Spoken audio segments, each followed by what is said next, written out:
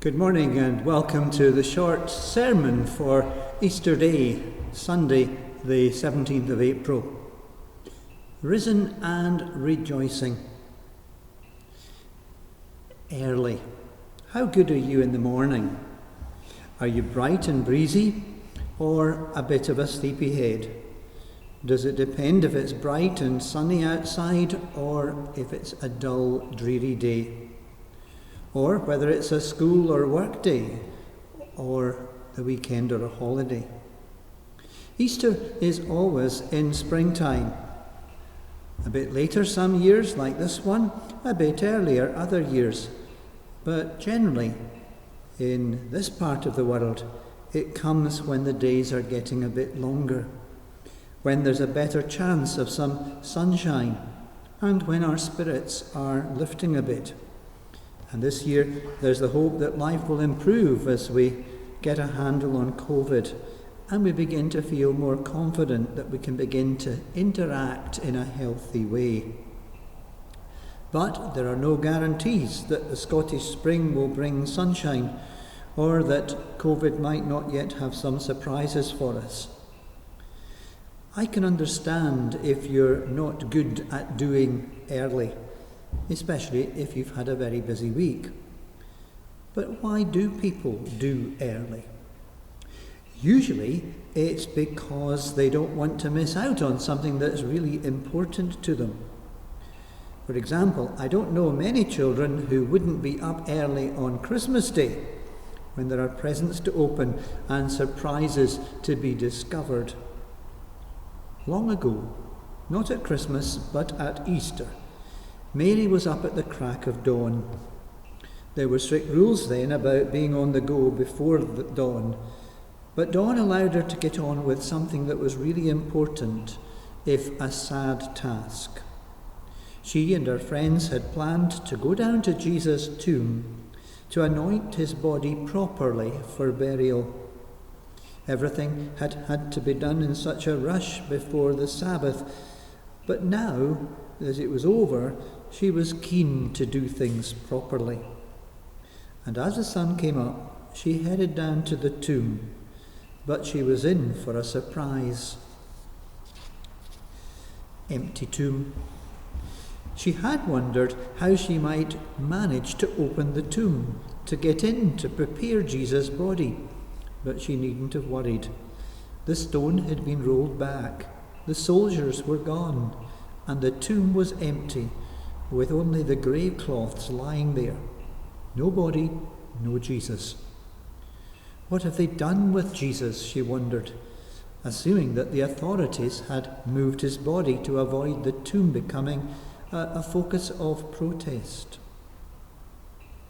Share the news. This was really odd and rather worrying. She ran to tell the disciples, and Simon Peter and John came running to find out what was going on. John was a bit wary about going in, but Simon Peter went straight in, and they discovered the linen wrappings lying on the slab, but no body. And they believed, even though they hadn't fully understood Jesus' teaching about him rising from death, and they went home to tell the others. But that was just the beginning. Mary stayed, upset, crying, and someone came near to her. She thought that it was the gardener, and she asked him if he'd moved the body. "Tell me, so that I may go and get him." And the stranger simply said her name, Mary. And she realized that it was Jesus. "Teacher," she replied. 2 words, but words that spoke volumes.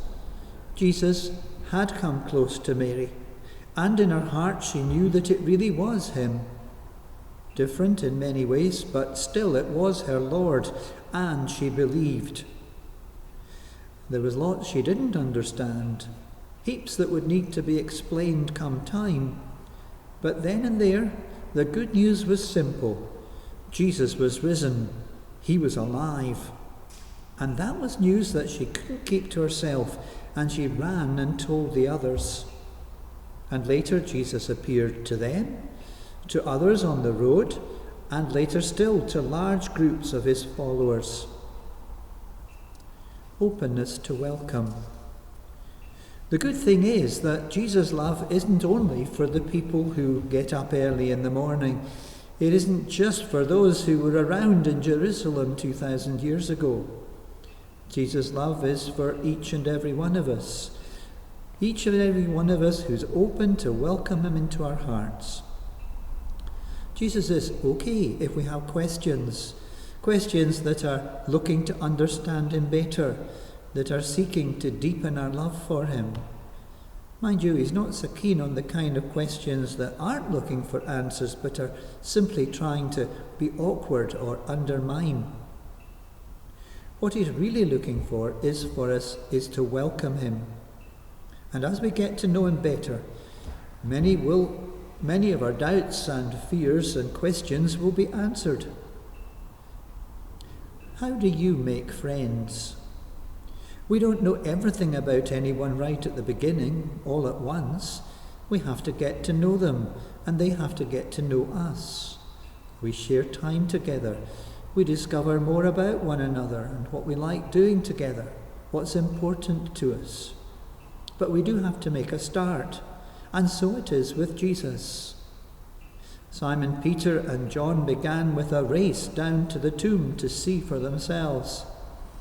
Mary began with one word when she had the faith to utter it: Teacher.